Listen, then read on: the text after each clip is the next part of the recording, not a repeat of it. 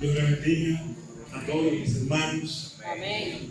Muy honrado de estar aquí con ustedes en esta grandiosa y significativa actividad que ustedes están celebrando en este día. Cuando el hermano Leónidas Cipriano me llamó para invitarme a esta actividad hace ya más de un año. Fue en febrero del 24 que él me llamó para decirme que en una reunión donde estaban habían decidido invitarme. ¿Qué respuesta yo le daba? Pues yo le dije que sí, que yo quería venir. Pero en el fondo,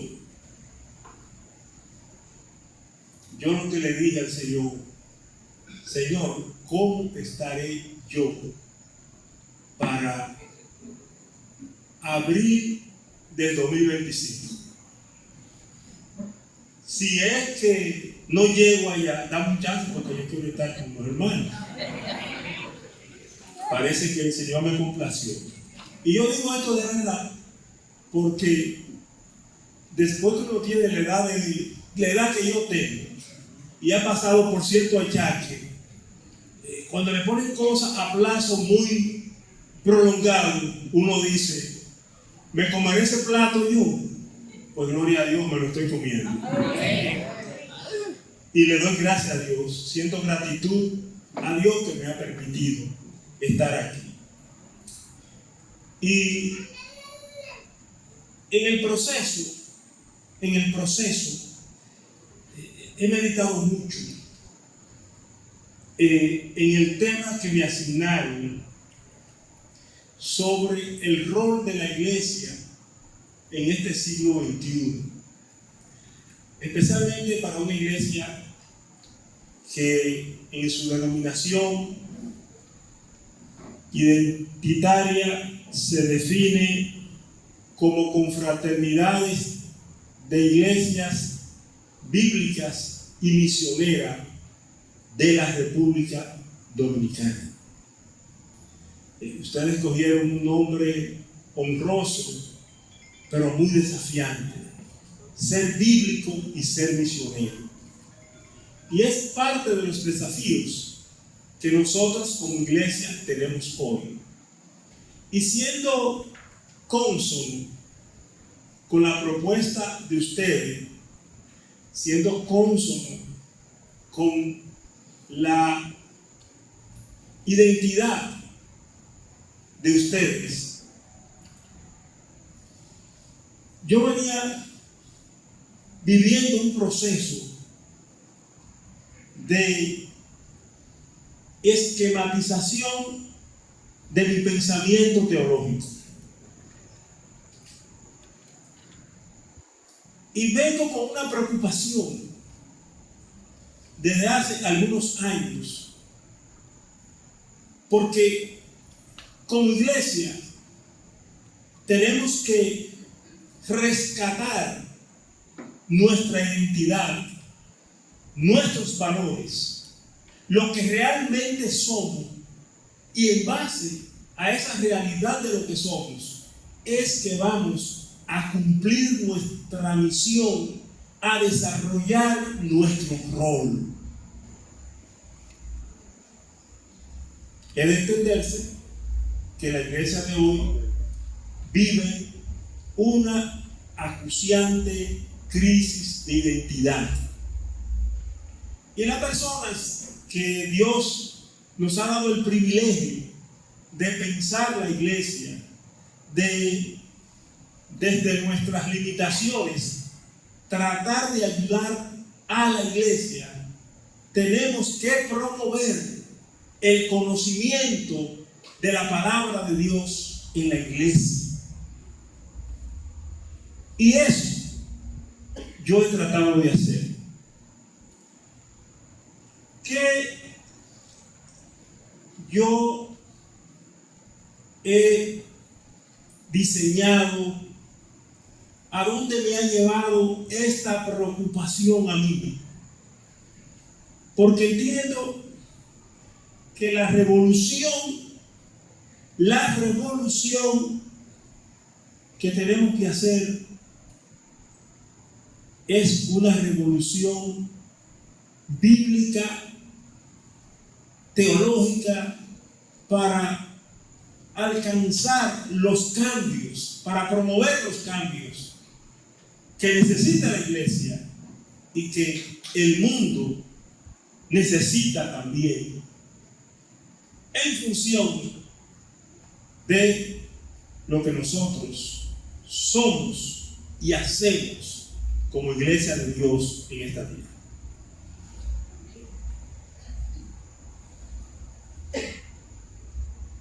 Yo he trazado un triángulo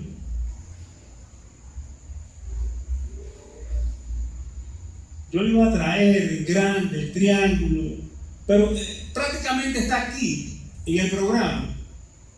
Un triángulo que tiene 3 ejes centrales. Todos esos garabatos que ustedes ven ahí son notas mías pensando en este triángulo que yo he llamado, si quieren lo apuntan por ahí. Si yo les digo que apunten una cosa, apúntenla, pero no se preocupen tanto por apuntar, porque, miren, yo me comprometo a que este marco teológico fundamental para todo creyente, yo lo tengo hecho. Yo solamente yo lo tengo hecho también en computadora. Dar una formita y hacérselo llegar a ustedes. Y les voy a explicar por qué este marco teológico fundamental para todo creyente es importante. Este marco teológico es importante porque es la base,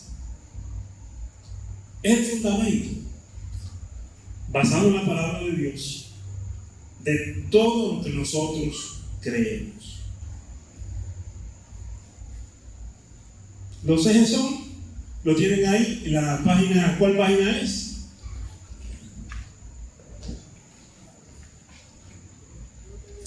Ahí lo tienen. Página 2. Página 2. ¿Quién lo puede leer? Ah, bien, qué bueno.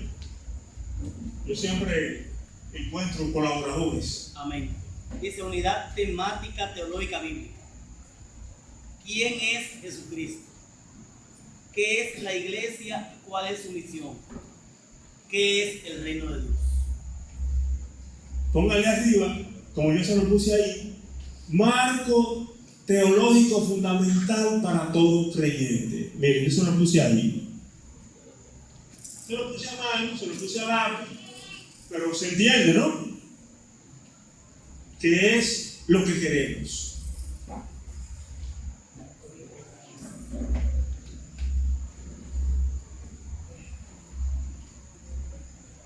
Yo digo que es fundamental porque si usted sabe quién es Cristo, qué es la iglesia y cuál es su misión y qué es el reino de Dios, ya. Pero lo importante de este triángulo es, y yo lo estaba explicando en la universidad, para vivir la fe, para usted sostener su creencia y de manera inspirada vivir la vida cristiana, no tiene usted que aprender muchísimas cosas, ni hacer como yo, que me puse a leer muchísimos libros. No, yo he leído esos libros porque Dios me ha llamado a leer un libro para que se lo explique a ustedes, para que lo compartamos, porque siempre lo hay. Hay hermanos, y vamos a entrar un poquito en teología, en la vida académica. Cipriano ha dicho algo muy importante. Tomás es pentecostal y los pentecostales son un corral muy variopinto, donde hay muchísimas cosas, pero también hay muchísimas cosas buenas.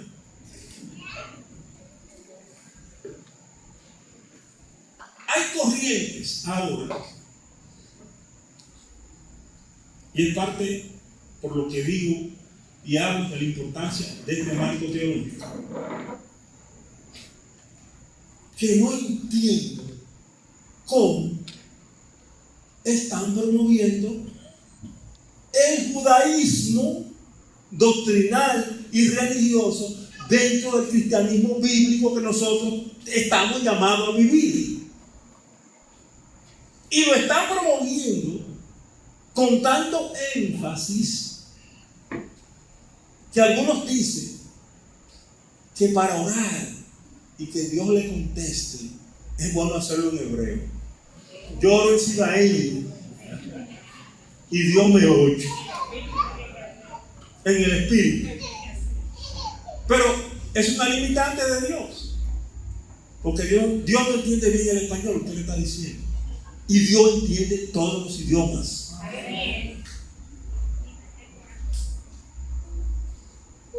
¿Qué le quiero decir con esto? Que el conocimiento fundamental de estos tres pilares, de estos tres ejes temáticos, nos ayudan a estar claros contra cualquier herejía que se quiera levantar, contra cualquier tergiversación de la palabra que alguien nos quiera traer. Ustedes saben por qué es fundamental saber quién es Cristo. Y él mismo, en Lucas, capítulo 9, verso 18, le preguntó a sus discípulos: ¿quiénes dicen los hombres que soy yo? Y hubo una controversia. Y fue Pedro que dijo: tú eres el Cristo, el Hijo del Dios viviente. Esa es la primera declaración de fe que aparece en la historia en relación a Cristo. Esto es lo que tiene que ver con la identidad de Cristo. Pero todos los primeros siglos, donde se fue forjando el cristianismo, transcurrieron haciendo grandes concilios que nosotros lo tenemos y lo conservamos, que lo hicieron los grandes hombres y los grandes pensadores de la iglesia primitiva. El punto central era: ¿quién es Cristo? ¿Por qué? Porque la corriente filosófica dominante era la griega. Y el helenismo intervino en la iglesia, influenció la iglesia. Entonces, la definición de Cristo estaba muy influida por el pensamiento griego. Inclusive, con buenas intenciones. Pero esto no es asunto de buenas intenciones. Esto es asunto de qué es lo que revela la Biblia sobre Cristo. Bueno, que él era un espíritu que tomaba una forma de carne, entonces a través, o que era un modelo, en fin, había diversas. Pero lo que se sabe y se conoce y se ha establecido a través de los grandes credos del cristianismo antiguo es que Cristo era Dios y que siendo Dios de manera simultánea era hombre. ¿Hasta dónde era Dios? No lo sabemos. ¿Hasta dónde era hombre? Esa unidad es un misterio. Pero un misterio que no lo deja a nosotros en un libro. Las cosas que hacía Jesucristo, las cosas que dijo Jesucristo, solamente las hacía Él y las decía Él.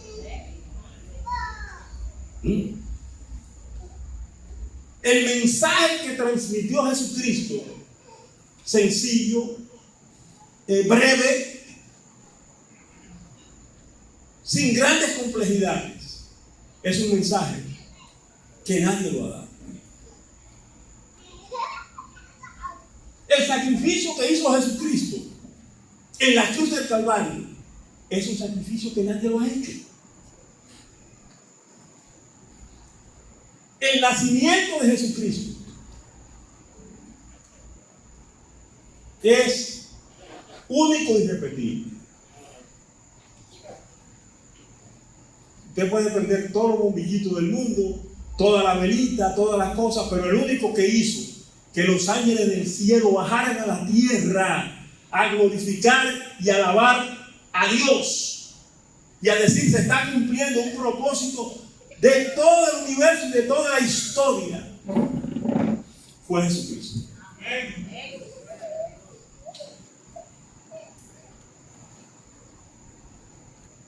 Entonces, nosotros tenemos un personaje extraordinario. Nosotros tenemos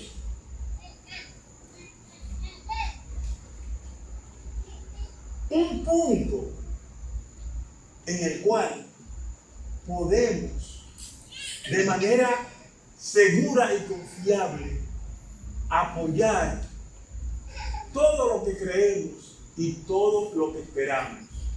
Todo nuestro conocimiento y toda nuestra esperanza la podemos apoyar confiadamente en Jesucristo, que es el Hijo de Dios, es el Verbo hecho carne, es Dios que vino a habitar entre nosotros. ¡Aleluya!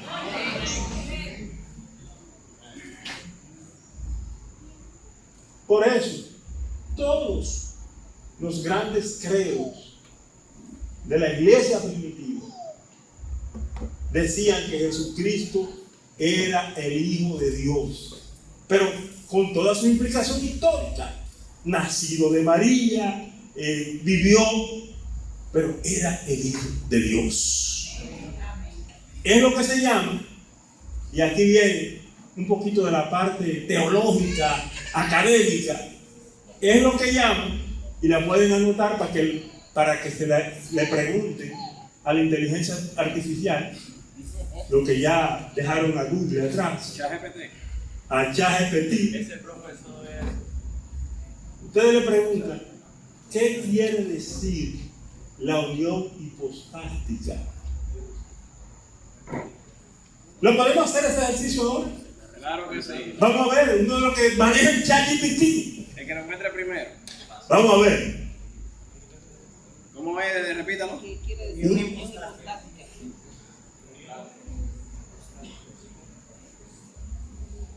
Y miren a ver qué dice. Miren qué interesante. Ok, tengo algo. Póngase de pie y diga que lo escuche todo el mundo. Ok, según ChatGPT, no yo, la unión hipostática es un término teológico cristiano que se refiere a la unión de las dos naturalezas, divina y humana. Es la única persona de Jesucristo. Estaba breve. Puede hacer un tratado de teología. El ChatGPT de eso, de las dos naturalezas de Jesucristo, divino y humano. Si el ChatGPT se pierde es porque quiere, porque tiene la verdad de Cristo. Aleluya, qué bueno. Entonces, es interesante tener esa premisa. Jesucristo es Dios. Nuestras alabanzas, nuestros himnos, tienen mucho de eso. Pero ¿qué pasa? Nosotros lo cantamos, pero no lo articulamos. Lo incorporamos a nuestra vida y lo articulamos con la totalidad de todo lo que el hecho de que Jesucristo sea el Hijo de Dios implica para todos. Escuchen bien.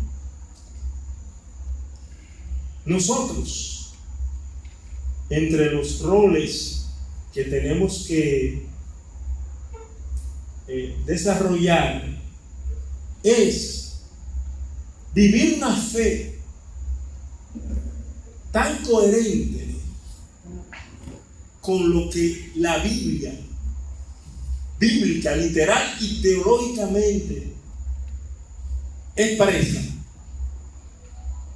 que podamos superar ese matiz religioso, esa envoltura religiosa que le hemos dado al cristianismo. Si logramos hacer eso, desenvolver al cristianismo de esa envoltura religiosa, de eso, esto es mío y yo lo hago porque yo no. El cristianismo es algo más que un empoderamiento religioso de un devoto que cree su fe, la canta, la vive, pero no lo entiende en toda su amplitud. Viva una fe inteligente, devota, inspirada, militante, pero también inteligente. Y vamos a aplicar un poquito de lógica ahora, que es lo que yo integro en este esquema, en este triángulo que tiene a Jesucristo en la cúspide, y luego los otros conceptos que vamos a ver a través de este tiempo, cómo todo eso se articula. Eso nos va a dar para salir de aquí lo suficientemente inspirado, con los conocimientos básicos suficientes, para entonces nosotros desarrollar una teología propia. Teológicamente, esto es básico e importante. Si yo voy a estudiar teología, por ejemplo, yo tengo aquí una categoría teológica que se llama, o asignatura, podríamos decirle, que se llama Cristología, el estudio de Cristo. Si usted se va a la teología a estudiar Cristología, eso lleva varios volúmenes. Usted puede hacer un doctorado solamente en Cristología. Pero, ¿de dónde sacamos nosotros la Cristología? Gracias, amigo. Nos vamos a hacer amigos más para adelante. Usted me está ayudando. De la Biblia. Hay una ciencia que se llama la bibliología. Ayer yo estaba compartiendo en una actividad con un biblista que se ha pasado la vida entera estudiando la Biblia, traduciéndola, trabajando. Estoy hablando de Samuel Pagano, un doctor, un experto en eso. Sin embargo, miren lo raro que es esto. Ese señor que ha trabajado, que ha escrito más de 80 libros, que ha trabajado en más de 10 versiones de la Biblia, que ha trabajado en las traducciones al español más importantes, él dice lo mismo que yo digo. Que ha trabajado en todo eso, maravilloso, excelente. Es un gran experto, un hombre de un conocimiento universal extraordinario. Y él dice lo mismo que yo digo, o yo digo lo mismo que él dice. Yo me quedo con mi Reina Valera 1960. La que ahora algunos están desacreditando. Algunos, perdónenme la palabra porque lo voy a decir así, algunos comeyucas están tratando de desacreditar a la Reina Valera. La conferencia que dio ayer Samuel Pagán era la Biblia y el Don Quijote. ¿Qué conocimiento de literatura clásica universal y del Quijote tiene ese señor? ¿Y cuántas verdades de las que dice el Quijote no fueron extraídas de la Biblia, especialmente de la Reina Valera 1960? Porque Casiodoro de Reina y Cervantes fueron contemporáneos y ahora están en el Parnaso de la gran literatura universal española, en las letras de oro del siglo español, porque ahora se está reconociendo el trabajo inmenso que hizo Casiodoro de Reina en la traducción de esa Biblia. ¿Tú sabes qué dijo Pagán ayer?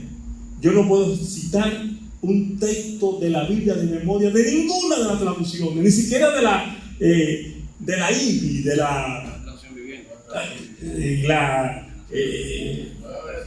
no la versión, ninguna de esas donde él estuvo trabajando. Y no puedo citar un solo texto de memoria. Pero yo puedo decir: Jehová es mi pastor y nada me faltará, justo de memoria, porque la musicalidad y la esencia de esa Biblia es extraordinaria. Entonces,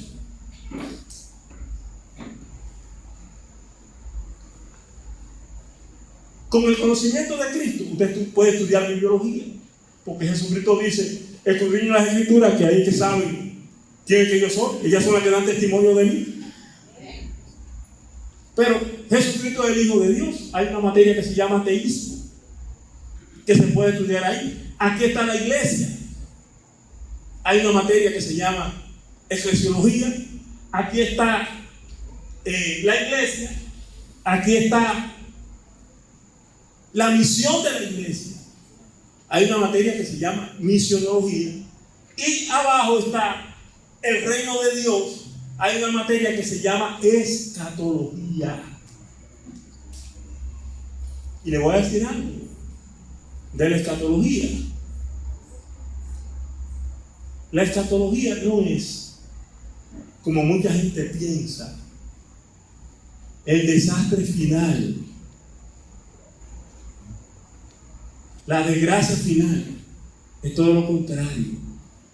Es la dicha y la esperanza final. Muchos no leen el Apocalipsis porque salen muchos caballos y muchos monstruos, pero eso no, el Apocalipsis no termina así. El Apocalipsis no comienza con monstruos ni caballos, ni termina tampoco con ninguno de esos pájaros. Léalo bien. Donde aparecen los monstruos y los caballos y los rayos y la cosa que acaban con todo, es cuando en ese terreno en que Cristo levanta su iglesia,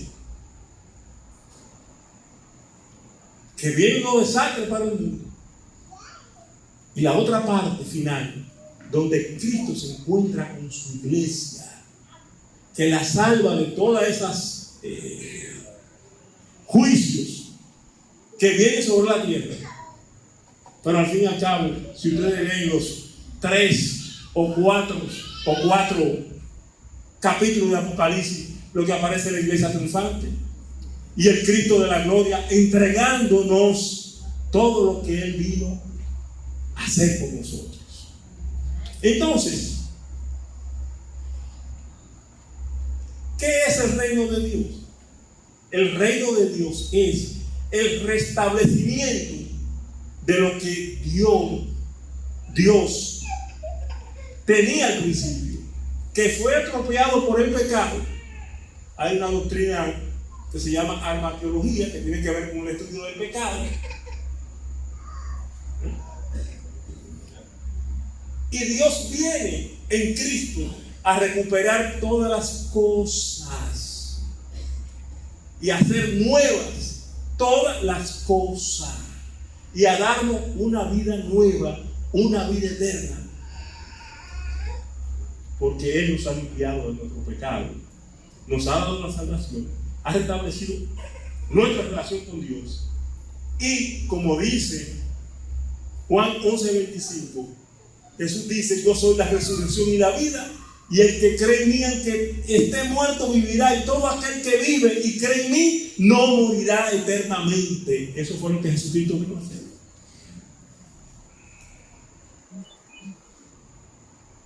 Entonces, ¿qué es lo que yo le quiero decir?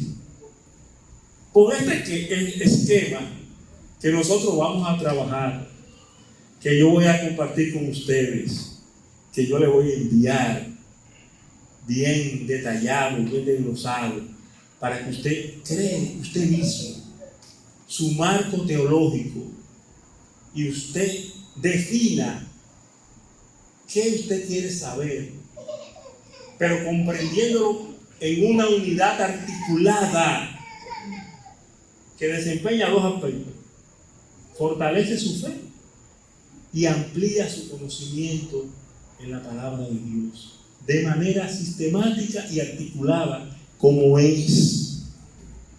Porque si usted se pone a estudiar la Biblia de manera teológica y sistemática, termina convencido de que la Biblia es un sistema, de que Dios tiene un plan grande, un plan que abarca toda la historia. Y ahí es que nos salimos de los conceptos religiosos que tenemos, y tenemos una religión chiquita, y a veces nos fanatizamos tanto en esa religión que la convertimos en una secta, y nos convertimos en unos perseguidores de los que no creen como nosotros, porque toda secta es fariseísmo, y el fariseísmo es un fruto de la carne. Usted quiere matar al que no piensa como usted. Usted no lo quiere convencer para que en amor entienda cuál es el plan de Dios. Usted quiere dominar a partir de los criterios suyos, porque usted se cree superior y se cree más importante, se cree conocer más, y trata de avasallar a los otros. Con ese tipo de conocimiento también nos han arrebatado cosas a nosotros, los cristianos. Y vamos a ver, ¿quiénes son los que más promueven el reino de Dios? ¿Cuándo? Los testigos de Jehová. ¿Y eso es de ellos? Eso no es de ellos. Pero ellos presentan una escatología seductora y convincente. Vamos a vivir en el reino. Pero ¿quién? Los falsos que andan difundiendo y andan denigrando a Cristo, ignorando a Cristo. No. Quienes vamos a vivir en ese reino somos los que creemos en ese Cristo que murió y vivió para conquistar ese reino de Dios que vamos a recibir. Por eso es que el conocimiento sistemático de la palabra de Dios nos ayuda a evitar que las herejías nos confundan y nos penetren, y con toda su artificiosidad nos pongan a decir lo que ellos quieren que digamos. Nosotros, si tenemos un sistema claro de creencia, sabemos qué vamos a decir y sabemos qué es lo que nosotros creemos. Miren, como ejercicio de esta comprensión de quién es Cristo, Y aplicando un poquito de lógica, porque la lógica tampoco es ni de los filósofos exclusivos, ni el que usa la lógica pasa a ser enemigo de la fe. Hay un sistema de pensamiento que Dios le puso aquí a cada quien, que lo puede sistematizar. Le puso una cosa ahí que se llama corazón, para que con el corazón crea y viva lo que entienda, pero le puso un pensamiento. Por eso que hay muchos hermanos que se equivocan. Que yo me voy a tirar por aquí porque Dios me cuida. No, usted está usando una fe falsa con una lógica equivocada. Cuídese. Y de lo que usted no pueda cuidarse, entonces se lo confía a Dios por la fe.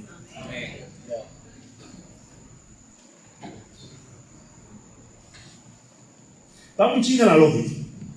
Eso está aquí y eso yo se lo voy a dejar a ustedes también.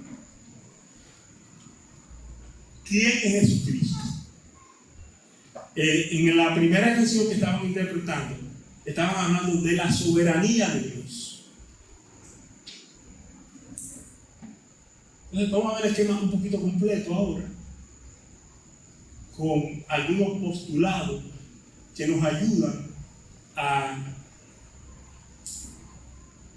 solidificar, a sustanciar lo que estamos hablando sobre este esquema. Jesucristo es el Señor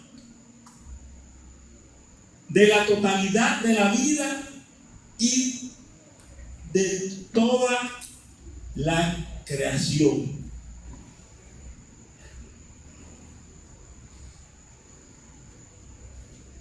Como Señor del universo, entonces, si Jesucristo es el Señor del universo, estamos en lógica, Él debe ser proclamado como tal en todas las naciones. Eso lo entendieron los primeros cristianos. César no es el Señor. El Señor es Jesucristo. Y si hay que morir por eso, muero. Porque el Señor es Jesucristo y esa es la verdad suprema por la que yo vivo.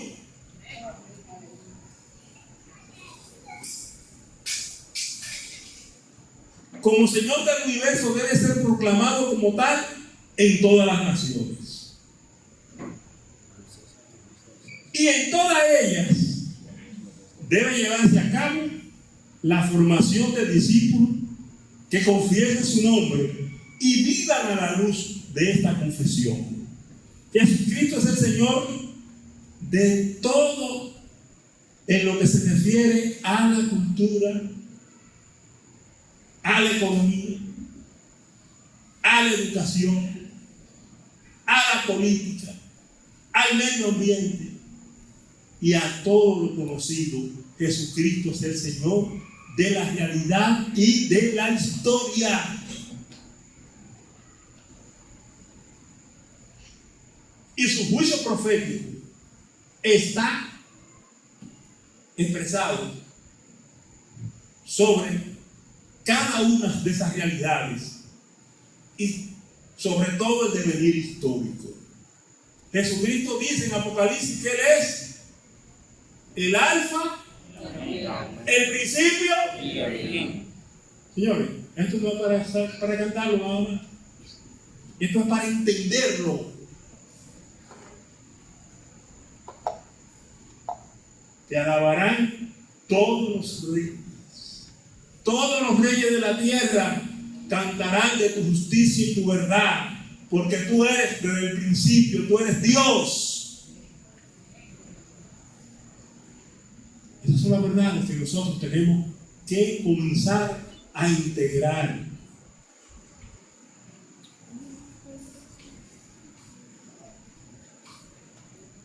¿Qué es la iglesia?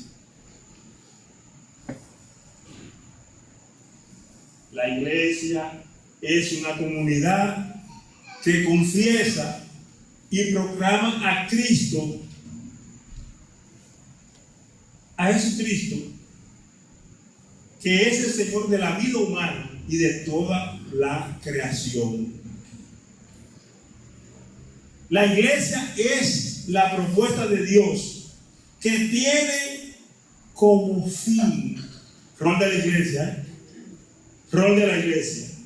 La iglesia es la propuesta de Dios que tiene como fin recuperar en Jesucristo toda la creación estropeada por Satanás y el pecado. Esa es la verdadera misión de la iglesia. Si buscan las letras del primer himno que cantaban, estaban cantando eso. Que Jesucristo es el Señor sobre la creación y sobre Satanás y el pecado, que nos va a librar de la muerte, porque Él es el Señor, dueño de la historia y dueño de nosotros.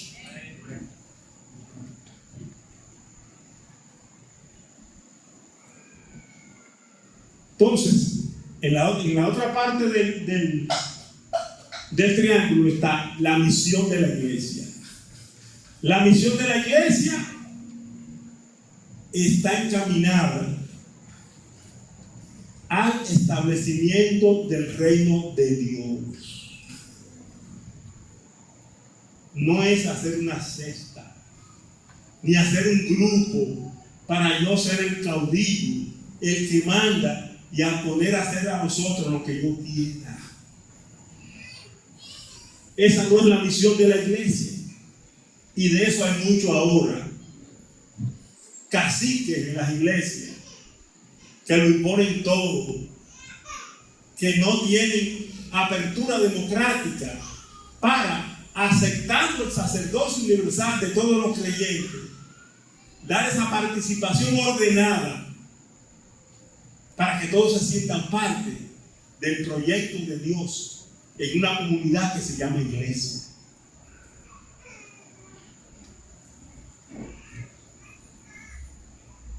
El reino de Dios, que no es otra cosa, ¿qué es el reino de Dios? El programa de Dios para recuperar todas las cosas. La iglesia es la fuerza viva para reconciliar todas las cosas en Jesucristo. Recuperar y salvar lo que se había perdido. ¿Qué se había perdido? Se perdió la salud. Se perdió la armonía, las buenas relaciones. Se perdió el bienestar y la seguridad. Se perdieron tantas cosas y el mundo se deterioró. Entonces, la palabra de Dios nos dice en 2 Corintios 5:17 que el Señor nos ha dado a nosotros el ministerio de la reconciliación. Entonces, eso es misión de la iglesia. Y que todas las cosas serán recuperadas, serán reconciliadas, serán reconstruidas en Jesucristo. Pero nosotros somos agentes del reino de Dios, promotores del reino de Dios. No podemos apostar a que se destruya todo, a que se acaba todo. Nosotros tenemos que construir. Que el pecado, en su proceso de evolución, que en el devenir implacable de la maldad, sucedan muchas cosas, pero usted no es actor de eso, ni tampoco puede alegrarse de eso.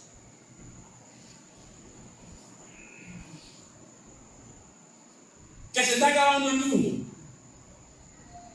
Hay una sonrisa de un niño, hay una lágrima de una madre, hay una expresión que dice que hay amor en el mundo.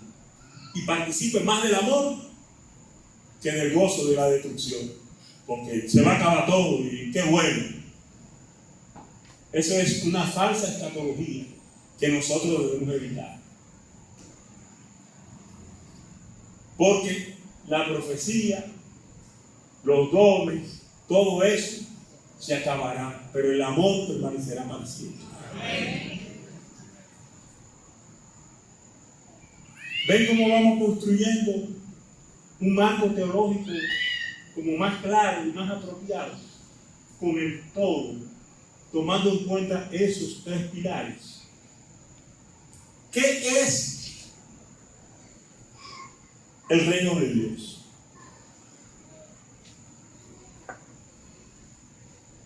El reino de Dios es lo que Dios estableció en el principio.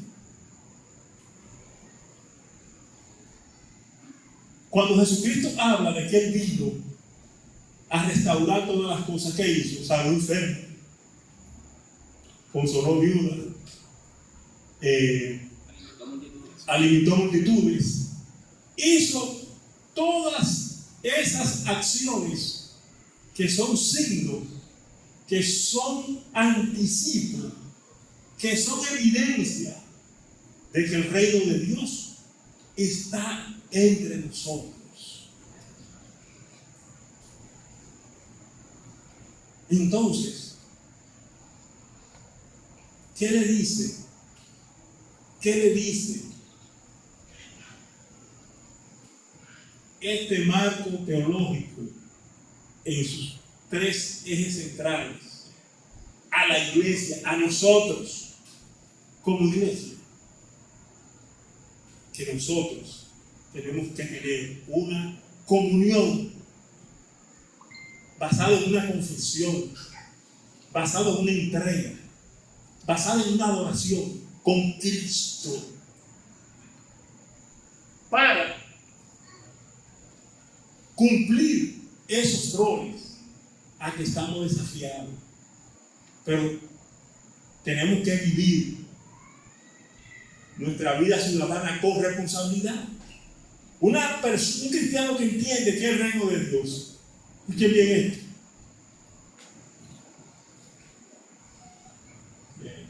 ¿Están diotazos por ahí? Bueno, un cristiano que entiende que es el reino de Dios no echa basura en la calle.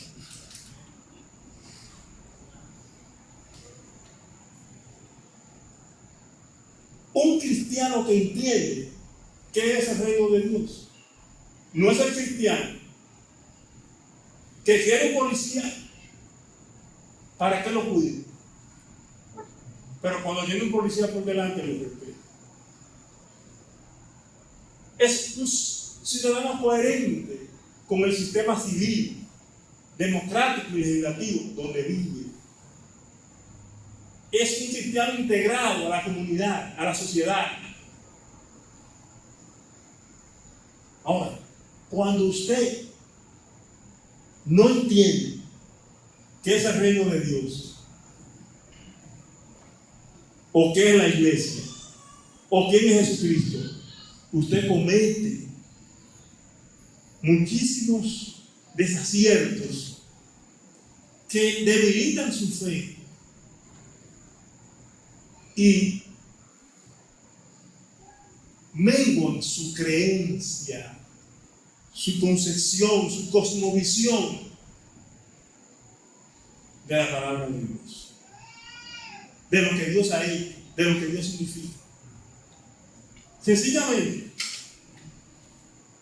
porque esa comprensión de estos pilares nos ayuda a nosotros muchísimo a ser mejores creyentes, a ser mejores padres, a ser mejores ciudadanos, a vivir en armonía y en paz, a ser pacificadores. Porque entendemos cuál es nuestro rol. Eso es lo que nos evita caer en los errores que con frecuencia caemos en la iglesia. La iglesia tiene que ver con la política. ¿Por qué? Porque la iglesia es parte del reino de Dios. El reino de Dios, Dios tiene juicio contra los estados, contra los partidos, contra las actividades políticas. Dios tiene un juicio. Y hay un juicio visionario y profético. Y usted puede ser militante de un partido y miembro de una iglesia. Quizá pueda llevar la iglesia para el partido, pero no puede llevar el partido para la iglesia. Entonces hay hermanos que no entienden que sí, que hay una soberanía de Dios sobre la política, pero es para que se ejecute bien, es para que se hagan las cosas buenas. Para el proselitismo del partido no puede traer a la iglesia. ¿Por qué? Por un principio que está aquí. Si Jesucristo es el Señor de la vida y de toda la creación, entonces vamos a ser discípulos que confiesen en ese nombre, que está sobre todo los partidos políticos, las instituciones, los estados. Ese es el soberano. Y delante de él, dice la palabra de Dios, se doblará. Porque él es el Rey de Reyes y Señor de Señores. Podemos vivir a la luz de esos conceptos, de esos principios.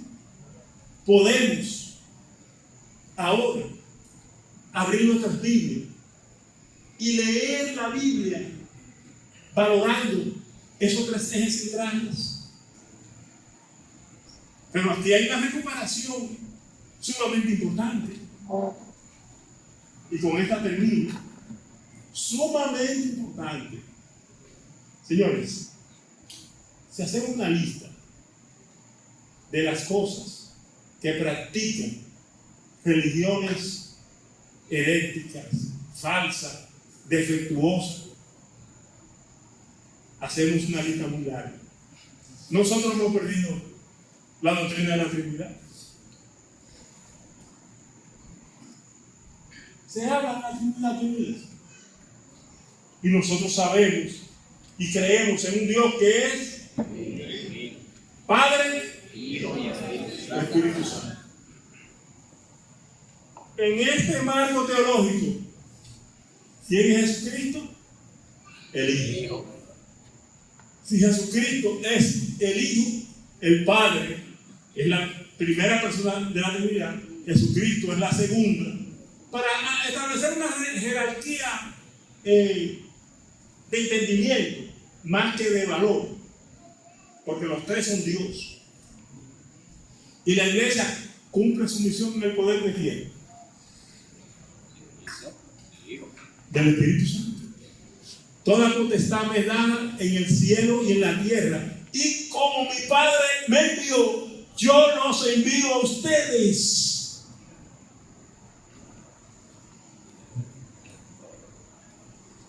En algunos ítems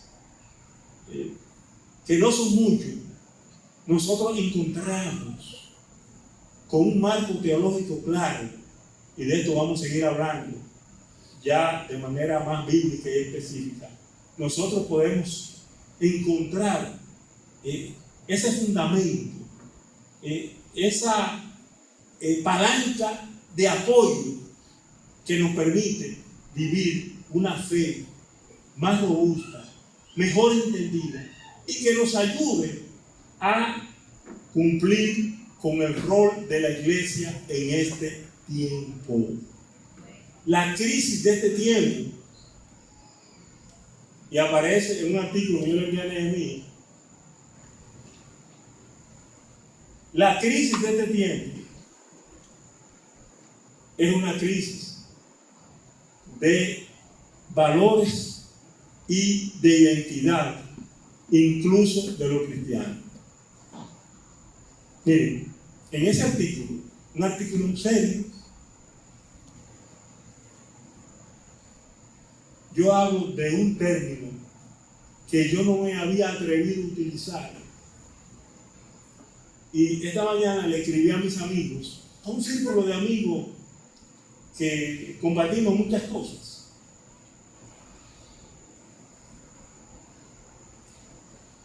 Y yo les dije a ellos, hoy, en el artículo que publiqué hoy, utilicé ese término. Y ustedes saben que tenía más de 3 años hablando de eso. Y no lo quería publicar, porque no quiero hacer de eso un caño. Lo he tratado demasiado serio. Ustedes saben de qué yo hablé y cómo subtitulé una parte de mi artículo. la última noche del jet set, que es como se llama, que Nehemías lo tiene, porque yo se lo mandé temprano, y Nehemías tiene un chat, y Nehemías se lo va a compartir a ustedes. Yo usé una parte de mi artículo subtitulado, escúchenme, el alofoquismo evangélico.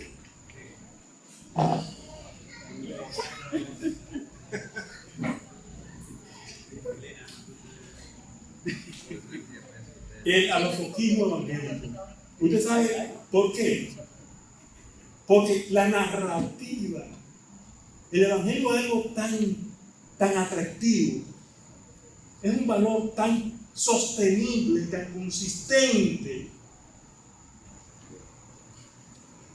con su propio contenido, que el evangelio está de moda. La narrativa evangélica o la narrativa religiosa que predominó con el trágico evento del desplome de la torre de la discoteca YC evangélica. Ustedes han oído que han llamado a rezar. ¿Han hecho alguna hora santa? No. La narrativa, el lenguaje es netamente evangélico. El pueblo está aprendiendo. Dios te bendiga. Señores, cuando yo trabajaba en el banco con Cipriano, habían 4 mujeres con el banco. Cuando entramos. Ahora, uno entra al banco. Dios te bendiga, Dios te... Hay una simpatía hacia todo lo que es evangélico, pero eso tiene su riesgo. Hay muchos simpáticos privando del evangélico que no asumen el compromiso del discipulado de Cristo porque no entienden un mal teológico como el que yo le estoy explicando. Eso también implica un gran compromiso con esos conceptos, con esos valores, con esas categorías teológicas que uno va entendiendo. No es una afiliación, no es una simpatía por Cristo. Es decir, lo que Cristo es, reconocer lo que Él es y vivir conforme a lo que Él demanda y exige de cada uno de nosotros, para que Él al final nos diga: buen siervo, en lo poco has sido fiel, en lo mucho te pondré. Que el Señor le bendiga. Amén.